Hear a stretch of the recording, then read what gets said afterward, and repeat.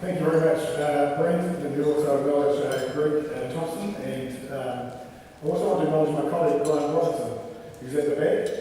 And for the sake of Rob Hoskin, who is here with the National Business Review, I just want to acknowledge Grant has to duck away very shortly because the House begins very soon. He is not walking out on his leader. I also acknowledge our former parliamentarian Stephen Franks, who I saw earlier, is there, one that I earlier today, and I know Stephen continues to pay very close interest in things in Parliament. I think that the old union employee negotiation trick of making the person facing the sunlight has been employed. So if I start squinting, it's because of the sunlight, not because I don't like it. So, I like Greg introduced the budget just now, it's wonderful. There was no question. The centrepiece of the budget was the welfare initiatives. The extra $25 a week for some people on a benefit, and for some people on with families an increase. Certainly the bottom end of the income of people receiving those tax credits as well. I'll come back and provide a little more detail of my view about that very shortly. But for me, the overwhelming story of yesterday's budget of what wasn't in it, there was no vision, there was no plan. And as I've been saying of this government, for at least the last 3 or 4 years, since we got through the global financial crisis, yesterday's budget was also one of a squandered opportunity. We are in need of some real direction and some real impetus in our economy and in this country at the moment. And yesterday's budget didn't provide it, and clearly we're not going to see that for some time yet, if indeed at all. The question is, where was the support for exporters getting into new markets? Where was the encouragement for innovation and development? Where were the incentives to get small businesses wanting to become medium-sized businesses and onwards onto large exporting companies? Where was the encouragement to take on new staff? None of that was there. And yet we had, as I think Tony has amply illustrated, we have some major challenges facing New Zealand in the short and medium term as well as the much longer term too. In a small country like ours, the government does have an important role to play. What maybe we Stephen Franks and I might differ. The government must provide leadership on some of these important long-term future development initiatives. It is important for the government of the day to set the direction for the country. Individual businesses and or their lobby groups cannot do that. A responsible government has to play that role, and that's what's been missing in the budget. I know Greg's comments in his opening, where he said that the change that we face is the slowest, but actually the change that we previously faced, I would say, is the slowest we will have experienced. It's the future change that is now rapid, coming at us at a very rapid pace. That's what we have to be able to adapt to, and the reality is we need a framework, we need an approach and policies that enable us to do that. I want to comment on just a handful of things. I want to talk about the welfare initiative. I want to talk about what's happened with the Kiwi Statement. I want to talk about the issue about the surplus, and Tony talked about that, and then a bit more broadly about economic performance, and the sort of things that you might expect the next Labour government to do in terms of that building, creating a vision and building a sound platform and foundation for the long-term future for New Zealand. I described yesterday's budget and the continuation of the government's approach as management by sleepwalking. It was interesting that the day before the budget we were all told, we were asking questions in the House, what's in it, what has happened here, what advice we had about that. We kept on being told, one step to go, one step to go. And I commented on that, that is a bit rich, one step to go from a government that seems to be asleep at the wheel for so long. The issue for us right now is, and when you look at the figures that were contained in the budget, we are at the peak of the economic cycle now. The budget projection for the current year is got 3.3% growth, and it pretty much tails off there. It's that GDP growth figure stacked alongside their unemployment figure that is most interesting, because as they show the growth in the economy falling away, they show unemployment falling away as well, which is an unusual marriage of economic factors, but anyway, there it is in the budget papers. Let's just remember then, when under the last Labor government, we last had 3% growth, which was in 2007. We had unemployment at that time of 3.7%, as presently just under 6%, around 5.8%. And of course, in 2007, like all the budgets that might come handed down, there was a surplus. There is no surplus in this budget. Instead, we've got a government now that is left to do the tinkering on the edges. And it said, it said that there'd be no new taxes. Well, we've got this, departure in one tax, reasonably small charges. And I guess, in terms of what Tony Alexander was saying about the tourism industry, so we expect a few more tourists to come in, so maybe there'll be a little bit more revenue there, but it's not significant. It'll be helpful to upgrade the technology on the border and some of the biosecurity measures, which clearly have been lacking. So we wouldn't quibble about that. But none of this is earth-shattering, sort of ground-changing stuff. The real issue we have, I think, when we think about the long term, is what is happening with our export revenue, and particularly because of what's happening with dairy. And we know with the fall off in dairy prices, we know that that's going to leave roughly a $7 billion hole in our national income for this year.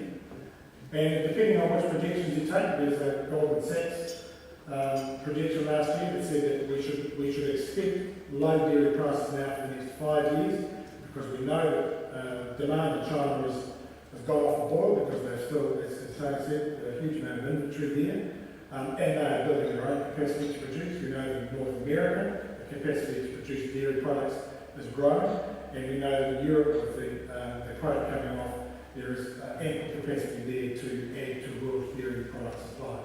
So we shouldn't be hoping for a rapid turnaround and a dramatic increase in dairy prices anytime soon. And I think some of the expectations in the budget, given the surplus, the meagre away from the surplus that's in the budget, is dependent on an upturn in dairy prices. I mean, that's just mythical.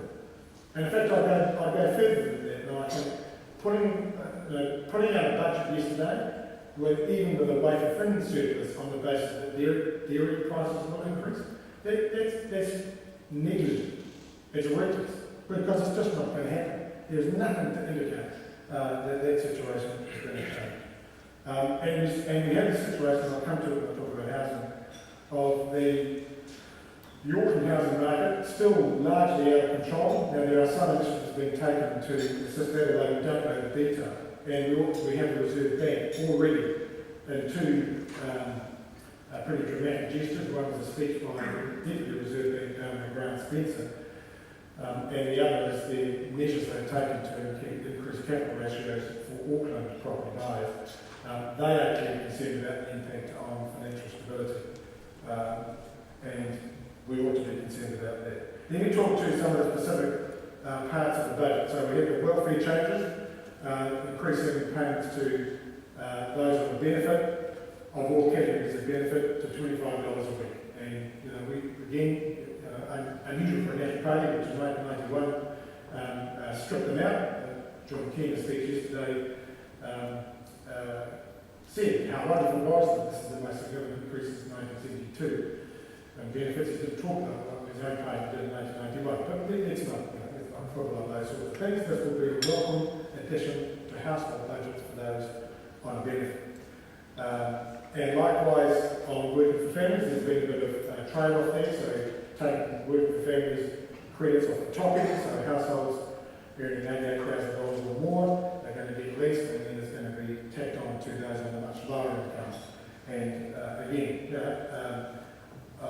at first blush, not an unreasonable thing to do in current circumstances. Although I have to say, one of the issues about working for families that was introduced at the time when clearly incomes were sluggish, wage growth was sluggish, and it was seen as a means, as a short-term means to provide some extra supplementary income, if you like, as the economy adjusted, transitioned, and we get to a phase where wages and incomes might grow. Of course, that hasn't eventuated, and the need for working for families has never gone away. But the truth is that just making those changes to beneficiary payments is not enough. The real path out of poverty, real poverty, is actually more jobs and job generating initiatives, getting people earning their own income. And there's been nothing, there's absolutely nothing in yesterday's budget to address that or to see it happen. But actually, that's been the story of this government for some years now. No initiatives, no measures taken at a governmental level to assist in diversification in the economy or that sort of growth that is job intensive. Yes, we've had the Christchurch rebuild because that was a matter of necessity, but rebuilding a city after an earthquake isn't an economic strategy. It's something that we have to do because of the weird nature in which economic growth is measured using GDP, because we measure the rebuild of a trashed city as growth, whereas in fact it's a repair job, if nothing else. I have to say, we still don't have any figures on the impact, or at least on the number of children that yesterday's package will affect, and how many children will be lifted out of poverty. That has been a serious issue for some years, and certainly the Labour Party and other parties have been calling attention to it, and this is a credit to the government for addressing it to whatever extent. We still don't know the full extent when it comes to child poverty, but it was a start, notwithstanding the need for initiatives that's going to generate jobs and actually shift people into work they can do, and it will pay them reasonably and hopefully well. I note also in that regard the new work obligations test threshold being moved from, if you're a parent at the moment, when your child turns 5, then the work obligations requirement kicks in. Now it will revert to when you're 3. I think that will pose particular hardship for sole parents. The nature of the labour market now is that it doesn't throw up a contiguous 20 hours or 20 hours when you've got to fit it around family responsibilities as a sole parent. The labour market just doesn't work like that anymore, and I think there's potential for real pressure, undue pressure to go on at least sole parent beneficiaries when your child turns 3 to move into work, assuming that the work is there in whatever form. So we will certainly be having a close look at that and the impact of that. The other thing to remember is, and I'll turn to this now, is that the welfare changes, the additional benefit payments, are largely paid for out of the changes to KiwiSaver. So we've seen the $1,000 kickstart that applies when you sign up a new KiwiSaver account. That was removed effectively yesterday. And I suppose there's two ways of looking at it. We've got 2.5 million subscribers, we call it that, to the KiwiSaver scheme now. And so the question is, well, how many more are going to come on? Well, every new entrant to the workforce at least, you would expect to come on. And actually, if you can manage it, you want your kids to get on it as quickly as you can. With the incentive to do that is going to go. That may well be that this is the basis on which you can justify KiwiSaver becoming compulsory. If you're going to take away the incentive to get it there, and that's something we're going to need to have a look at. The impact of KiwiSaver has been pretty incredible. We know that before KiwiSaver, New Zealanders borrowed $60 for every $1,000 that they spent, and we now save $20 for every $1,000 that we spend. So it has made a difference in terms of adding or increasing our savings. It'll take that cutting of the Kickstarter will take $125 million a year out of KiwiSaver accounts, and bearing in mind that some of that is invested back in New Zealand, some is invested offshore. Either way, it appears in front of the New Zealand balance sheet and it benefits us in the long term, but we won't have the benefit of that. And this has been done because of the government, and once again, it's promised to produce a surplus without explaining why that surplus is important. I'll come to that very shortly. What it means, as we understand the figures, is that 500,000 people will miss out on that Kickstarter over the next 4 years, and many of these are people who are most reliant on that to get their savings underway. Bearing in mind also one of the first things that this government did when they took office was to reduce the tax credits that apply to savings anyway. It is possible that in the future some of the Kickstart money that's not paid at this time can be made up by adjusting those tax credits in the future if it becomes affordable at some point. That's going to require something else. Just on the housing issue, we're in a situation where home ownership in New Zealand is at the lowest point it has been in 60 years. We know that there is a real issue that we describe as a crisis, I think it is a crisis, of housing in Auckland. Far too many people simply now cannot get into the housing market in Auckland. So it was encouraging to see the measure that was kind of leaked the day before the budget, which is about Crown land being used to lead and for the state to lead a house building program. We don't know the details of that, but that is the right way to go. That actually is made a policy. Kiwi Build Policy was about a state building program to get houses, not just any houses, but to get affordable houses. And so one of the things I emphasised in my response to the budget yesterday was that being absolutely crystal clear and getting a guarantee from the government, which funny enough we have got, that the houses that are built as part of that building program must be affordable houses.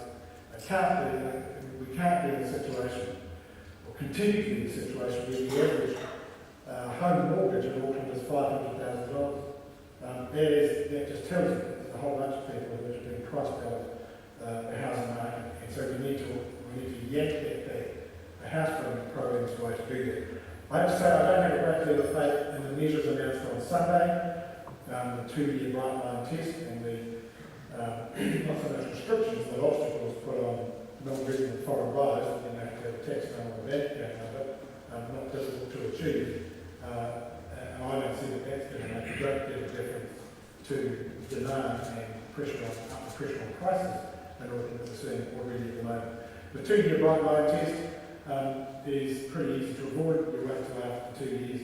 One of the problems that MAU has had under the current law is proving the intention or meeting the intention test as part of the existing law. And actually the 2-year bright line test is really a way of saying if you buy and sell a house within 2 years, you are deemed to have intended to purchase it for capital gain or to make a profit or do whatever.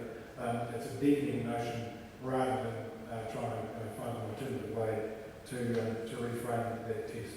Then we come to the surface because we made a big deal about it and will continue to make a big deal about it, only because the government has made a big deal about it for a long time, that they haven't achieved one yet.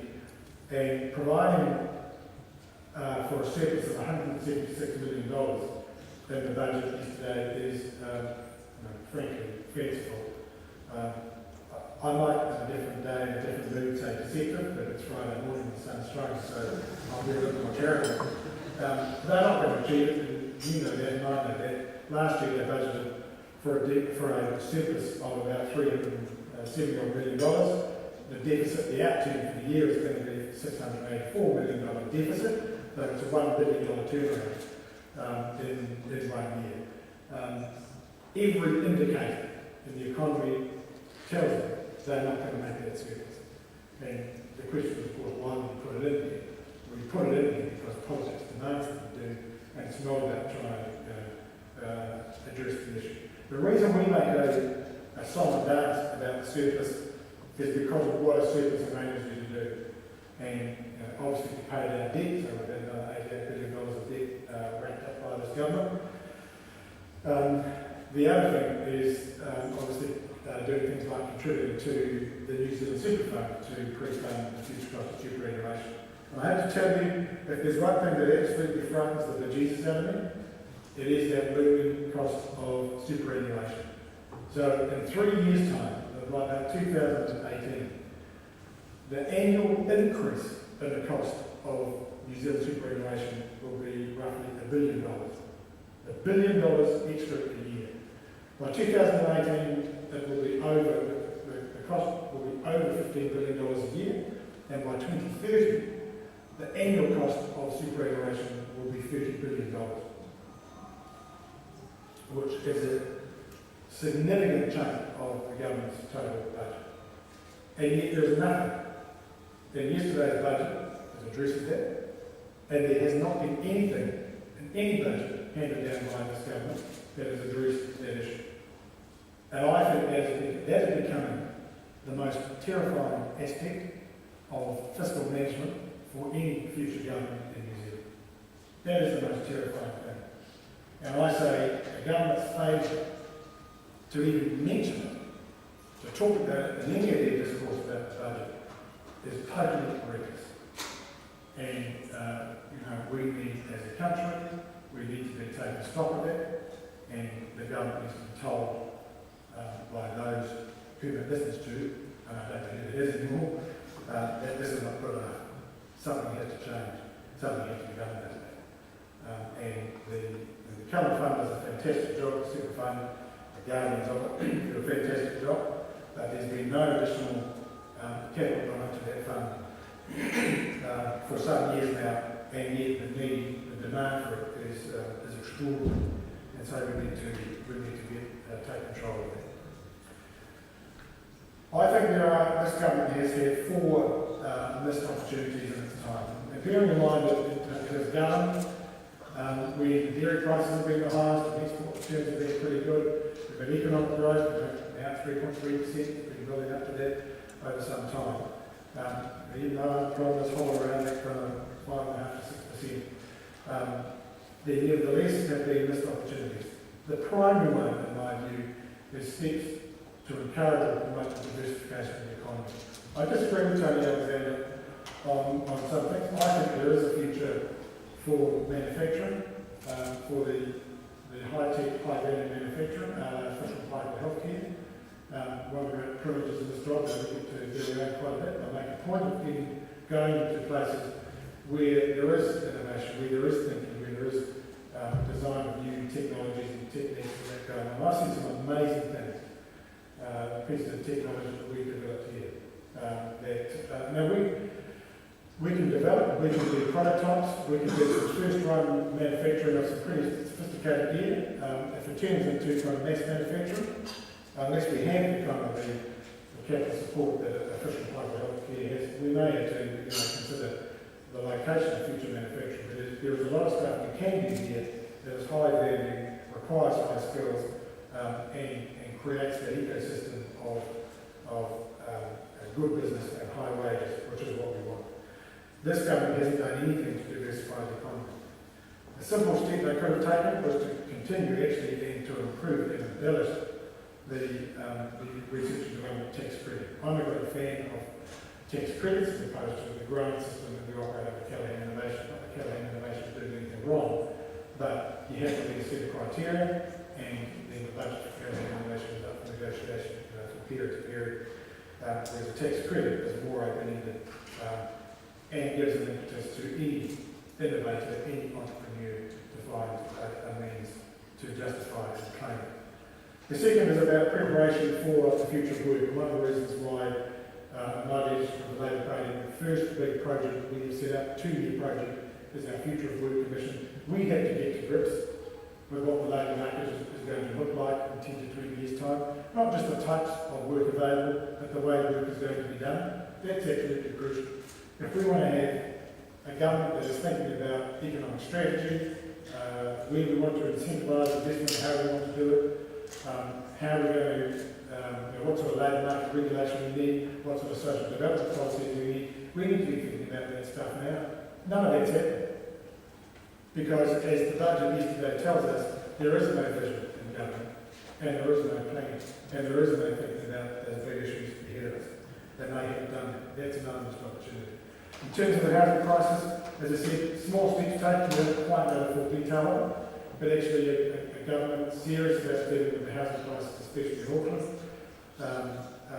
if not in other areas. Christchurch has its own housing crisis for other reasons. But a government serious about that would have led that building program. We wouldn't be wondering how many can be affordable, what the property developers going to get out of it, where's it going to be. That would be well underway by now. And the other thing which goes hand in hand with a lot of that is revitalising our regions. The fall in the dairy prices and the dairy payout from Frontier is going to have a massive impact on a lot of our regions, and you can feel it now. And we told us last week, as I regularly am, and I met a couple of guys who do regular farm contracting, and they were telling us the work is already drying up. Work that they would expect to be doing now at this point of the season, they're not doing. Because the farmers are not spending, because they know what's coming, and they're battening down the hatches. And so I think it's going to be a pretty difficult period in the regions in the next sort of 6 to 12, if not 18 months. From my point of view, from the Labour Party's point of view, the single critical issue we face as a country in terms of economic management, economic development, is lifting our productivity. That is, lifting the value that we produce, the wealth that we generate and create. And we have to do more in that regard. If we want to maintain a standard of living that the country expects in New Zealand, then we have to do something about wealth generation and wealth creation in this country with the appropriate measures. If we want people to live with a sense of dignity, if we want people to have work and to earn and sustain themselves, then we have to take those measures that can lift productivity, that can shift the New Zealand economy up the value chain. So it's a transformative process, and a government has to lead that. This government has abdicated that responsibility. So I can promise you that the next government will either that is the single most important mission that we will lead. We want a country where everyone can get ahead. We want a country where we celebrate success, where we are talking about the jobs and the opportunities for tomorrow, and above all, where everybody shares fairly and is rewarded fairly for what they contribute and what they do. We will continue to hold this government to account because we have serious doubts about its economic management. This won't be easy for New Zealand. We'll have to get through the next couple of years, but we're determined and committed to have New Zealand, as I said, where everyone can get ahead, where the government plays a leading role in partnership with investors, with citizens, with others, to make this a great country to be. We will do that. It's just another couple of years away. Thank you.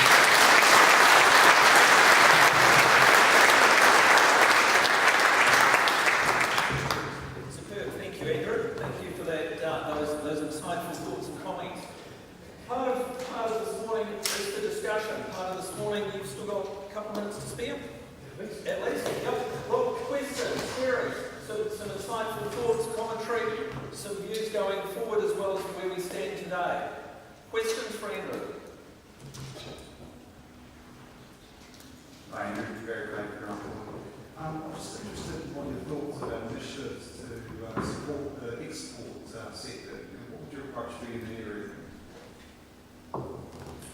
Yeah, I suppose the thing that I think is missing across all that is the encouragement and support for research and development and innovation, a non-grants-based thing. And that's the businesses that I've been getting around doing some pretty amazing stuff.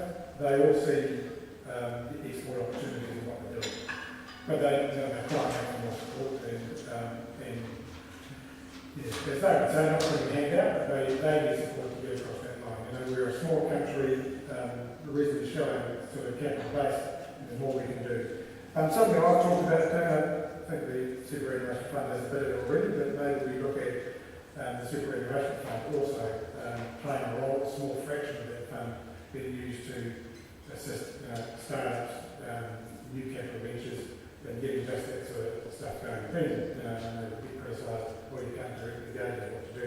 Actually, I think the responsible government does say, here's a pool of capital, a small fraction of it could be directed and used to this sort of and it's available for that sort of expansion, that sort of development.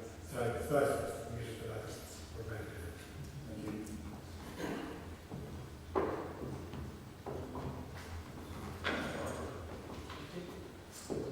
Good morning. When you talked about super, you talked about the need to fund it, and you rightly pointed out the likely cost on a current track. What you didn't touch on was eligibility and access to it. I wonder if you could sort of share your thoughts on that. Yeah, there's two views, I guess. There's what the party's policy was going to last year's election, and then there's my own view, policy review at the moment. So the party's policy going into last year's election was to, over time, raise the age of eligibility by 2 years to 67. It would be the transition period would be fully completed by 2031. That would mean that anybody basically over the age of 55 wouldn't be significantly affected, but anybody under would be. I know for a fact that didn't be favoured with a lot of people, a lot of working people who saw that as a policy of us telling them they have to work for another 2 years. And there was a question about too, and the right economic circumstances, and we have the issue about proportion of GDP that superannuation takes.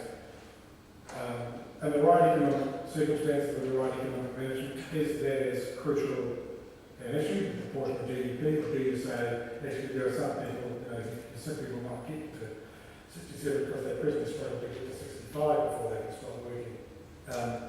I have a personal view that I don't want to see the age of eligibility for superannuation raised, because I think to deal with the issue of those who are doing physical work or manual work, trying to define those exceptions just becomes too problematic. But it does mean that we do have to take seriously the pre-funding initiative which the last state government kicked off. And if we, it's got to be given a priority to restart those contributions, get those into the New Zealand Super Fund. The Guardians of the Fund do a fantastic job of investment. They built the fund up to, I don't know, what is it now? $30 billion or something. And that's what we need. We need that level of quality management to do that. With that, I'm confident we can manage the future costs without changing the age of eligibility. Supplementary. I guess the other issue is whether you see it as a role for means testing access to it.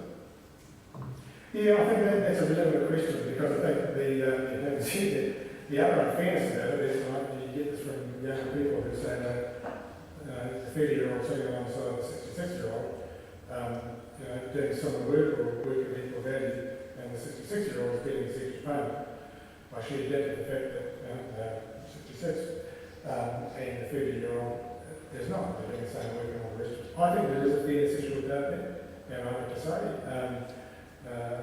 that is an issue that we are almost certain to get to look at.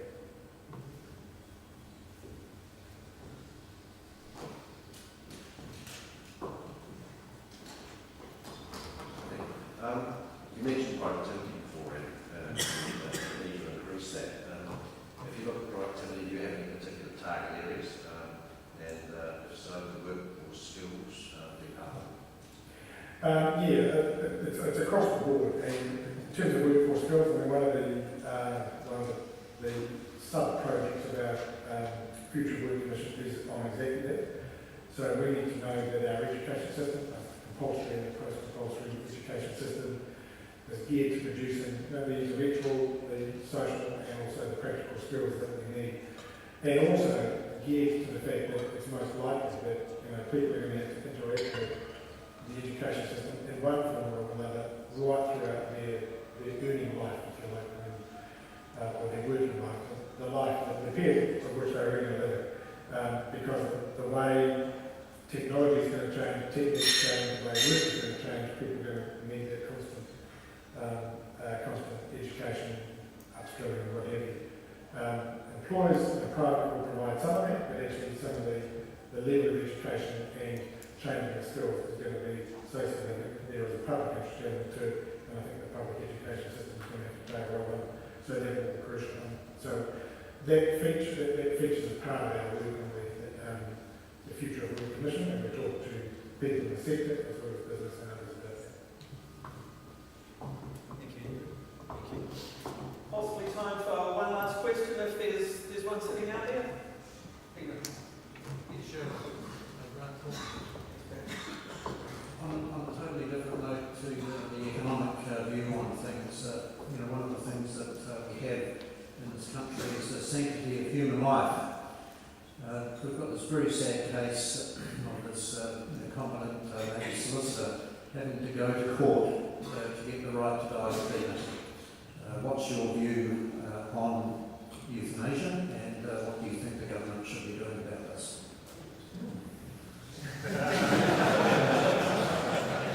Last time I was asked this question, I was at a meeting hosted by the Catholic Church. So religious views aside, personally, I'm a supporter of the sort of legislation that Marion Street put together, which is setting up a legal framework and a legal regime to allow people under specified conditions, namely terminally ill, and loss of faculties, loss of enjoyment of life, all those sorts of things, to be able to live their life. I made, and Chris will is labelling either one on that or no, I've made a judgment call that is in order to recover from our 25% party vote result last year, we're going to focus on issues and questions that actually affect a large number of people and go to the core of what we stand for, which is sort of economic security, personal security, safety, and those sorts of things. I've been following the crucial seals issue pretty closely because it is, you can't talk about these issues without getting emotional about it, without a sense of great compassion about it. The lawyer already says, I hope we never establish our rights to die. I think it's inconsistent with our understanding of human rights and our New Zealand Bill of Rights Act. Human rights and the rights contained in the New Zealand Bill of Rights are life affirming, and I think it would be a gross distortion to turn those into a right to die. It doesn't mean to say that we shouldn't be compassionate and sensible about those who are in that condition. I watched my father die. He had Parkinson's disease for 10 years. He's got cancer.